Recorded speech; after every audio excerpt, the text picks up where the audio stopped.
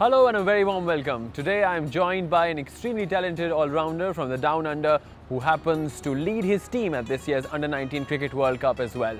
Alex Gregory, it's a pleasure having you. Let's set the ball rolling with how has been the experience of this ICC Under-19 Cricket World Cup so far? Yeah, so far it's been a great experience for all the boys. They've been tested out a little bit. We had a loss against Afghanistan earlier on, but it's been good to make it through the group stages and now beat the West Indies in the quarter-final.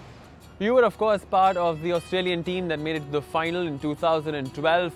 How difficult was it to take the defeat against the Indians in the final? Yeah, it was very tough. I think we played very well all through the tournament up until the final there, and I think we played very well in the final too.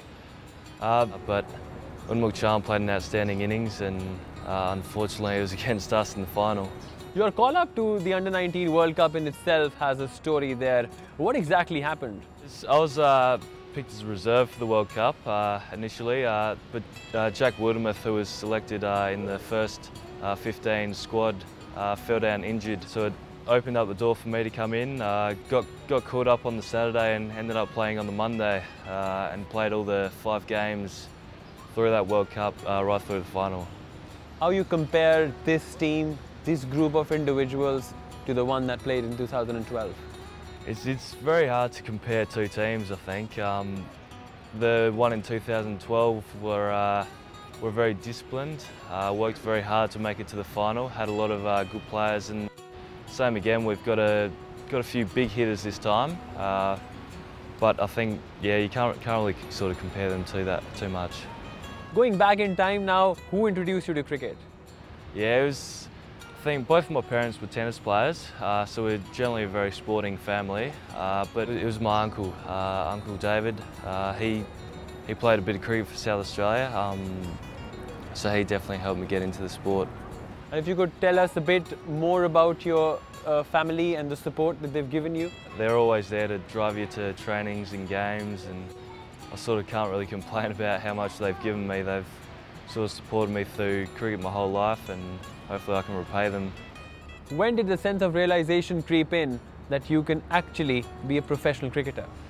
I sort of haven't really thought about that too much. I've sort of more thought about just keeping my training and performances up, and hopefully everything else should take care of itself. It's more about just controlling what you can control and let everything else happen around you.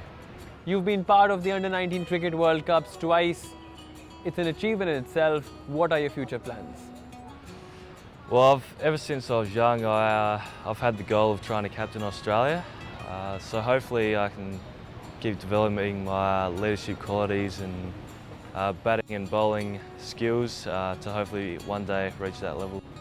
As an all-rounder, do you think it's an advantage that you are good at both the fields, so that's why if you fail at one, you can make up for it in the other department? Yeah, definitely. It helps being an all-rounder. I think cricket can be a very unforgiving sport if you're only doing one skill. If you miss out with the ball, then you might not get a chance with the bat. But yeah, definitely you get 2 shots of trying to help out the team with both batting and bowling, and then also you get more of a chance to try and hold your spot in the team too.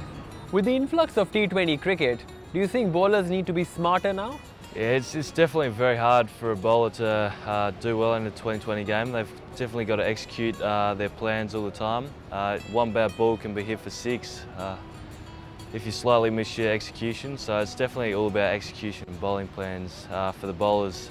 But if you do have the skills, then you can definitely make a good living out of it. Among the current crop of Australians, do you idolise someone? When I was younger, I idolised Steve Waugh, but now it's more moved on to Shane Watson, so I definitely identify with the all-rounders of the team. The conditions in the UAE are quite different from what you are used to in Australia. How did you adjust to the UAE conditions for this World Cup? Yeah, it's definitely a lot different to Australia and South Australia in specific. It's definitely a lot more turning type pitches over here. We had a series in Sri Lanka just before we came over, and we really had a focus on trying to play the spin ball as well. And that's sort of played a big role in us performing in the World Cup here. Apart from cricket, what are your hobbies? I love a bit of fishing. Don't mind a bit of AFL too. And then I'm a bit of a nerd. I like a bit of a study every now and then too. How difficult it is to balance the studies with cricket? Yeah, it's definitely very hard. It's all about organisation and just trying to be on top of it all the time. It does take a lot of time, but it should pay dividends if you can manage them both very well. Your most unforgettable moment in cricket so far? Probably making the World Cup final last time around, defeating South Africa in the semi-final. And the most forgettable one? Probably losing the World Cup final, I think. It did hurt a lot, but now we've got the opportunity to try and fulfil that goal. What has cricket taught you? It's taught me to sort of stay strong in the times of crisis, in the times of loss where you get out early or your team's losing. It's a very tough game when everything's not going your way, so it definitely is very much a character building exercise. Finally, what advice would you like to give budding youngsters who aspire to play for Australia? Just follow your goals. Cricket can be a very tough game at some times, but if you follow your goals and remember that cricket's not everything in the world, then you should do very well. Alex, it's been a pleasure talking to you, and we hope that you are successful in all your future endeavours. Thanks a lot.